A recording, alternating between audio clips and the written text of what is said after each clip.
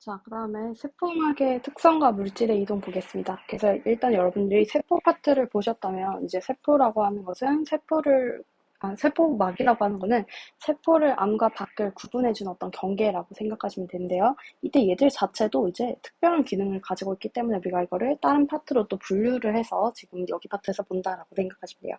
자, 그래서 일단 우리가 세포를 이제 안과 밖을 구분해주는 이 세포막은 주성분이 인지질과 단백질이다 라고 생각을 해주시면 됩니다.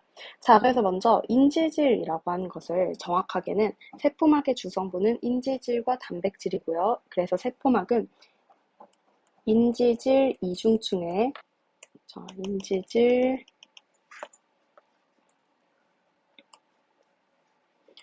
인지질 이중층에 막단백질이 겹겹이 박혀 있거나 혹은 존재하는 형태이다라고 생각을 해주시면 됩니다. 자, 그래서 먼저 인지질이라는 게 어떤 건지부터 우리가 봐야 될 텐데요. 인지질이라고 하는 것은 얘네들 자체가 지질에 속하는 거고요. 이때 어떻게 생겼냐면 이런 식으로 생겼어요. 이런 식으로. 자, 그래서 특징이 지금 보면 얘들이 마치 이렇게 머리 부분이 있고요. 그 다음에 꼬리 부분이 있는 것처럼 존재하잖아요. 이 머리 부분은 쓸게요. 얘들은 친수성을 띄어요. 물을 좋아한다라는 뜻입니다. 자, 그리고 그 다음에 여기 아래 있는 꼬리 부분은 소수성을 띄어요. 그럼 소수성이라고 하는 거는 그 반대로 물을 좋아하지 않는다라는 뜻이겠죠. 자, 그래서 우리는 일단 이 인지질이라고 하는 것은 친수성을 띠는 머리 부분과 소수성을 띠는 꼬리 부분으로 구성된다라고 생각을 하시면 되고요. 자, 그럼 특징이 우리 사람은 약 70%가 물로 구성된다라고 여러분들이 한 번쯤 배우셨을 거예요. 자, 결론은 세포 또한 안팎이 물이에요. 그래서 인지질의 머리 부분이 물을 좋아하잖아요. 그래서 인지질의 친수성 부분들은 바깥을 바라보면서 수용성 부분, 물이 있는 부분들과 접하고, 그 다음에 소수성 부분들은 안쪽으로 서로 마주보면서 바깥으로 배열되어 있다라고 생각하시면 됩니다. 자, 그래서 간단하게 그려보면요. 우리 몸 바깥에 어떤 세포가 있을 때 이 세포가 이렇게 생기잖아요. 그럼 얘들을 확대해보면 이게 어쨌든 바깥에도 물, 안쪽에도 물이 지금 존재를 하는 거예요.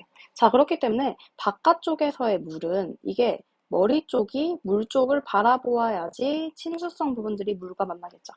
자, 그리고 안쪽도 마찬가지예요. 머리 쪽이 물과 만나야지만 이런 식으로 만나게 될 겁니다. 자, 그래서 지금 보시면요. 이렇게 여기 안쪽 부분은 소수성이 배열된 거 보이고요. 그 다음에 여기서 안과 밖의 바깥 부분들은 지금 친수성 부분들이 배열된 거 보이죠.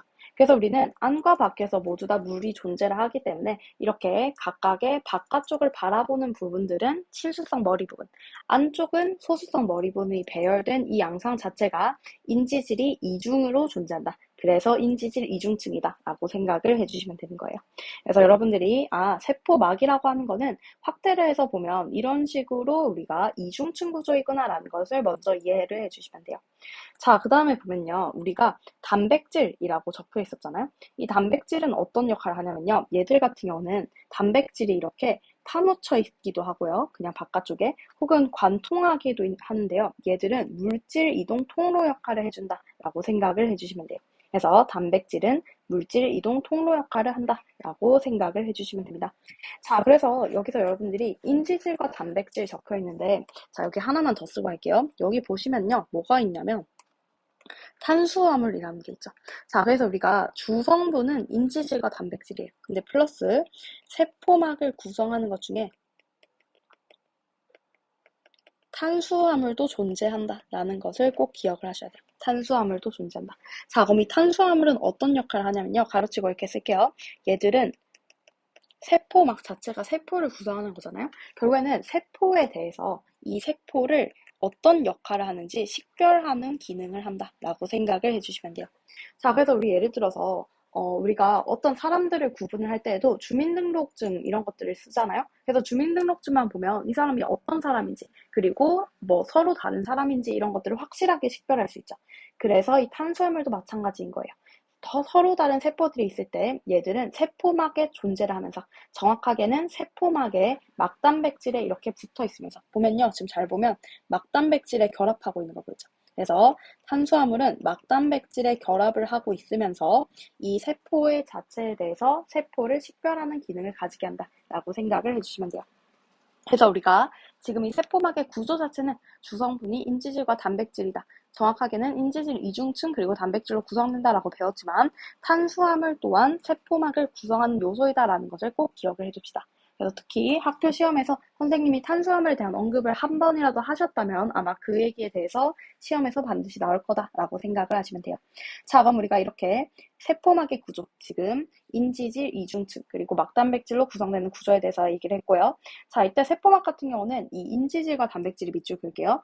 특정 위치에 고정되어 있는 것이 아니고요. 유동성이 있기 때문에 얘들 자체가 유동성 있게 이동할 수 있다라고 생각을 해주시면 돼요.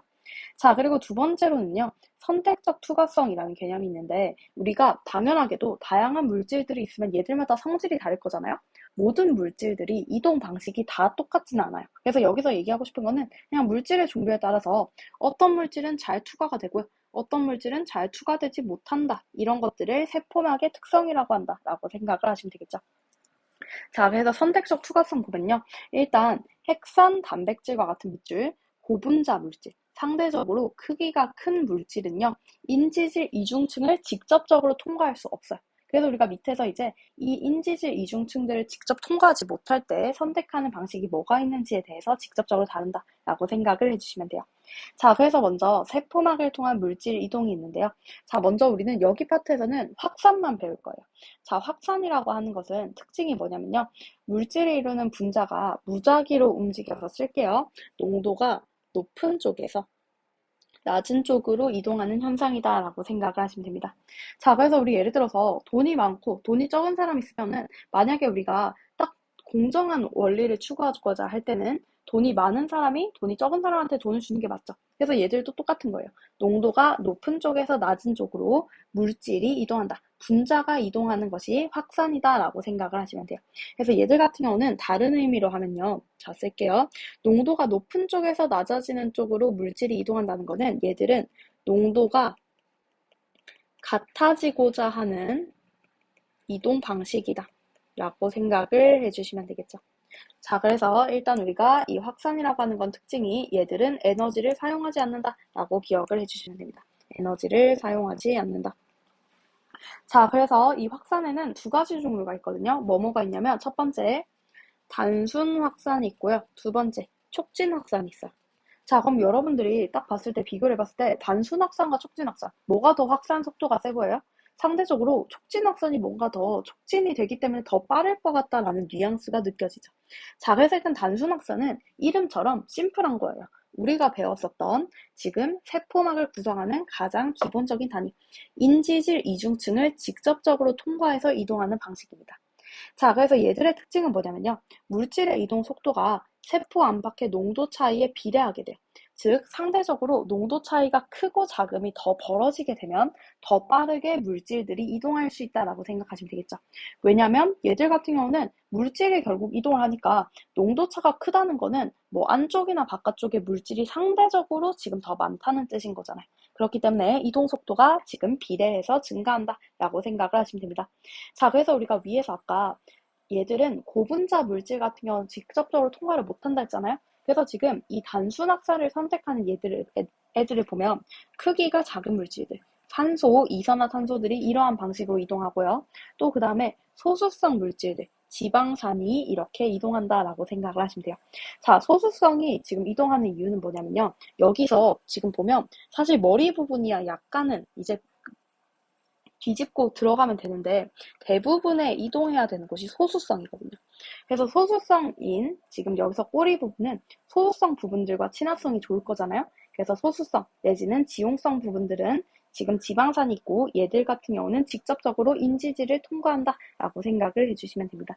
자, 그래서 예를 들어 보면요. 뭐 폐포와 모세혈관 사이, 모세혈관과 조직세포 사이에서 밑줄 산소와 이산화탄소가 교환된다면 얘들 같은 경우는 지금 크기가 작은 물질인 산소, 이산화탄소의 교환 과정이기 때문에 얘들이 단순 확산을 채택한다라고 생각을 해주시면 되는 거겠죠. 자, 그렇다면 촉진 확산은 뭐냐면요. 얘들 같은 경우는 세포막의 밑줄 단백질을 통해서 이동하는 거예요. 자, 그래서 우리가 이 단백질이라고 하는 거는 아까 물질들의 통로 역할로 할 수 있다라고 했죠. 그래서 여기서는 통로 역할을 통해서 지금 단백질을 통해 촉진 확산이 발생한다라는 얘기를 하고 있는 거예요. 자, 그럼 촉진 확산이라는 이름처럼 얘들 같은 경우는 속도가 빠르겠죠. 자, 그래서 얘들 특징은 뭐냐면요. 일단 물질의 이동 속도가 암박해 농도 차이에 따라서 아까 왼쪽처럼 증가하긴 해요. 근데 밑줄 그을게요. 일정 수준 이상으로 증가하지는 않아요. 즉 얘들 같은 경우는 쭉 증가를 하다가 계속 증가하는 것이 아니고 그 뒤에는 일정해진다라고 생각하면 돼요.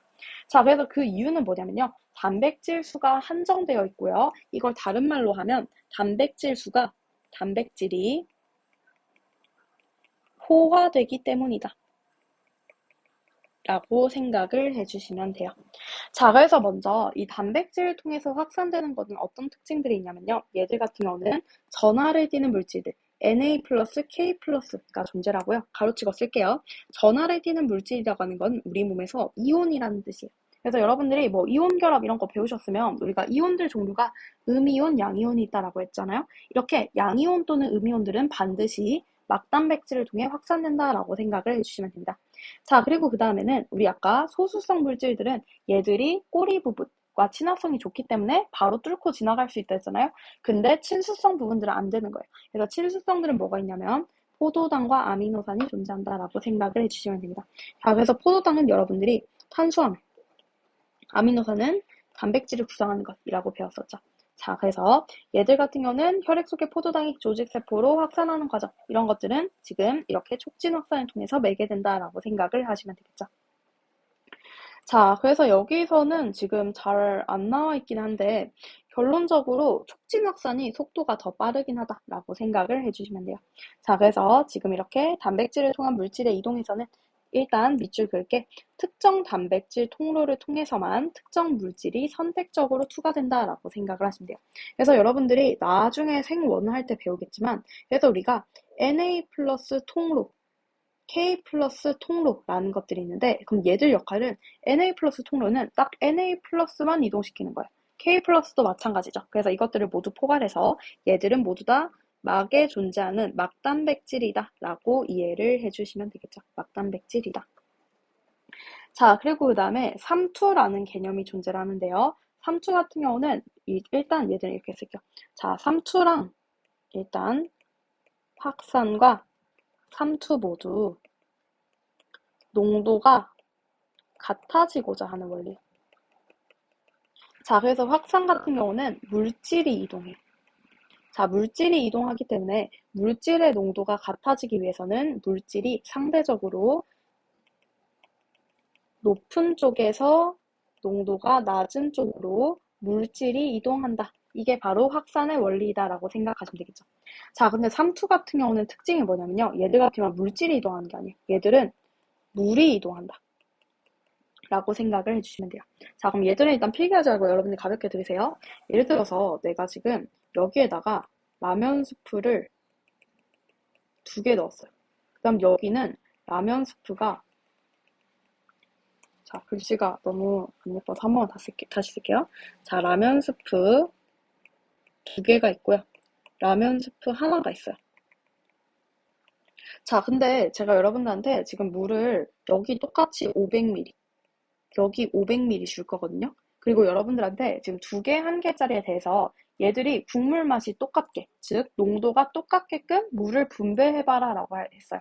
그럼 여러분들은 만약에 라면 스프를 움직일 수 없고 물만 이동을 시킬 수 있다면 지금 1개짜리에 500ml, 2개짜리에 500ml를 비교할 때 상대적으로 지금 물량이 똑같으면은 1개짜리에 500ml가 더 지금 연하고 2개짜리에 500ml가 더 짠 상황이잖아요. 그럼 더 짠 거에다가 물을 넣어야지만 얘들이 농도가 똑같아질 거기 때문에 여기 500ml짜리에 있는 물을 라면 2개에 있는 500ml짜리로 옮겨야겠죠. 즉 여기서는 만약에 여기 간에 국물의 농도가 같아지고자 한다면 물이 농도가 지금 농도 내지는 물질이 작은 쪽에서 물질이 많은 쪽으로 물이 이동해야 한다라고 생각을 하시면 되겠죠.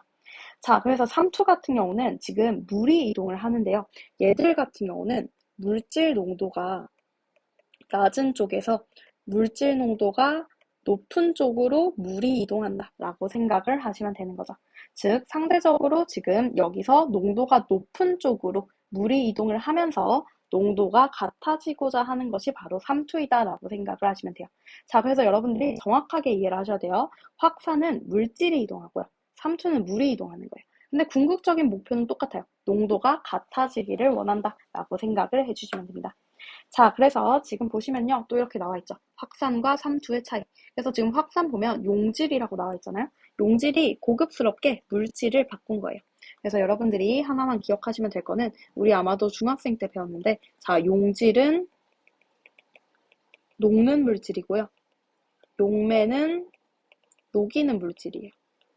그래서 이 녹이는 물질이 대표적으로 물이다라고 생각하면 되겠죠. 그래서 이 용매와 용질을 합한 것이 바로 용액이다. 까지 정도는 기본적으로 이해를 해주시면 좋습니다.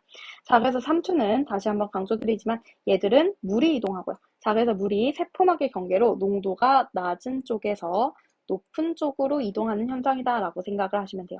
자, 그래서 특징이 삼투는 에너지를 사용하지 않는다라고 생각을 해주시면 돼요.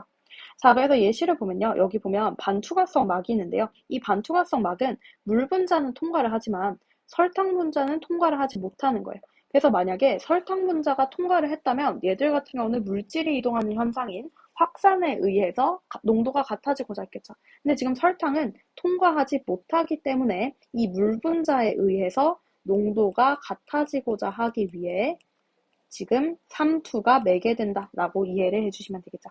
자, 그래서 지금 보면 설탕은 통과하지 못하잖아요. 물만 이동하는 거예요. 그래서 물이 지금 농도가 낮은 쪽에서 높은 쪽으로 물이 이동하기 때문에 상대적으로 고농도짜리는 이제 용액의 높이가 높아지는 거고요. 그리고 농도가 낮았던 쪽은 용액의 높이가 낮아진다라고 생각을 해주시면 됩니다. 자, 그래서 지금 우리가 보시면요. 첫 번째, 세포에서의 삼투가 있는데요. 자, 세포에서 같은 경우는 특징이 이 세포 자체가 지금 세포막을 가지고 있고요. 이때 식물세포 같은 경우는 세포벽까지 존재를 한다라고 생각을 하시면 되겠죠. 자, 그래서 동물세포, 대표적인 예시로 적혈구가 나와 있는데요. 자, 일단 얘들 같은 경우는 먼저 우리가 용어부터 이해를 하셔야 되는데 지금 세포 안과 용질의 농도가 같다. 얘들은 등장액이라고 나와 있어요. 즉, 얘들은 지금 밖이랑 안 기준으로 설명을 하고 있는 거예요. 그래서 등장액 같은 경우는 세포 밖과 세포 안에 존재하는 농도가 똑같을 때라고 생각을 하시면 돼요. 자, 그럼 등장액에서는 특징이 뭐냐면 얘들 같은 경우는 밖과 안의 농도가 똑같잖아요. 그럼 그냥 세포 안 밖에 이동하는 물의 양이 똑같은 거예요. 들어오는 양, 나가는 양이 똑같기 때문에 부피가 변하지 않는다라고 생각을 해주시면 됩니다. 자, 그럼 이제 세포 안보다 용질의 농도가 높은 지금 고장액이 있잖아요. 그럼 여러분들 여기서는 이것만 기억하시면 돼요. 우리 방금 얘기했었던 게 삼투라고 하는 것은 물이 농도가 높은 쪽에서 농도가 낮은 쪽에서 농도가 높은 쪽으로 이동하는 현상이다 라고 생각을 해주시면 돼요. 자, 그럼 지금 세포안보다 물질 농도가 밖이 더 높은 거잖아요. 그럼 여기가 고고, 여기가 저인 거예요. 우리는 삼투라고 하는 것은 삼투라고 하는 것은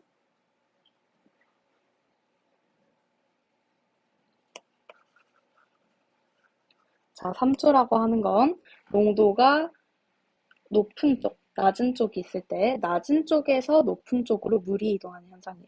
즉, 고장액 같은 경우는 지금 우리가 이 고라고 하는 것이 바깥을 기준으로 하는 거거든요. 왜냐하면 세포가 고장액에 있을 때, 세포가 등장액에 있을 때 기준으로 설명하는 거거든요. 그래서 바깥이 더 높다는 뜻이니까 물이 낮은 쪽에서 높은 쪽으로 간다. 즉, 얘들은 세포 밖을 빠져나가는 물의 양이 많기 때문에 부피가 작아진다라고 생각을 해주시면 돼요. 자, 그리고 그 다음에 지금 저장액 같은 경우는 세포 안쪽이 상대적으로 지금 농도가 더 높고요. 밖이 더 낮은 거거든요. 그럼 얘들 같은 경우는 낮은 쪽에서 높은 쪽으로 물이 더 많이 들어오는 거겠죠. 자, 그래서 얘들 특징은 세포 안으로 들어오는 물의 양이 많아서 부피가 커지다가 세포막이 터질 수도 있습니다. 그래서 이거를 용혈 현상이라고 해요. 적혈구에서만 발생한다라고 생각을 해주시면 돼요. 자, 그럼 여러분이 지금 여기 그림 보시면요. 제가 지금 빨간색으로 이동을 설명을 했는데 그림 잘 보시면요. 이렇게 검은색으로 표시된 것이 밖으로 안으로 밖으로, 안으로. 밖으로, 안으로 모두 존재하는 거 보이죠? 그래서 여러분들이 꼭 기억을 하셔야 되는 거는 이렇게 쓸게요. 우리가 고장액, 등장액, 저장액에서 어쨌든 물의 이동은 안 밖으로 항상 존재한다 라는 것을 기억을 해주시면 돼요. 즉 만약에 등장액에 있었어요. 그러면 얘들이 안, 밖 모두 다 있는 거예요.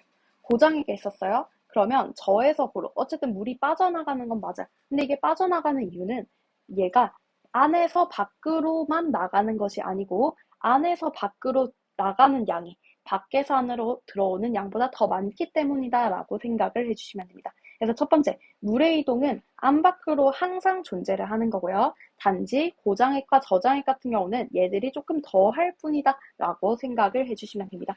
자, 그래서 식물세포도 똑같아요. 지금 보시면요. 자, 저장액 같은 경우는 밖이 더 낮고요. 안이 더 높죠. 자, 등장액은 같고요. 그 다음에 고장액은 밖이 높고 안이 낮고. 자, 그래서 낮은 쪽에서 높은 쪽으로 물이 이동한다. 써보면 들어오고 똑같고 나가는 거 보이죠?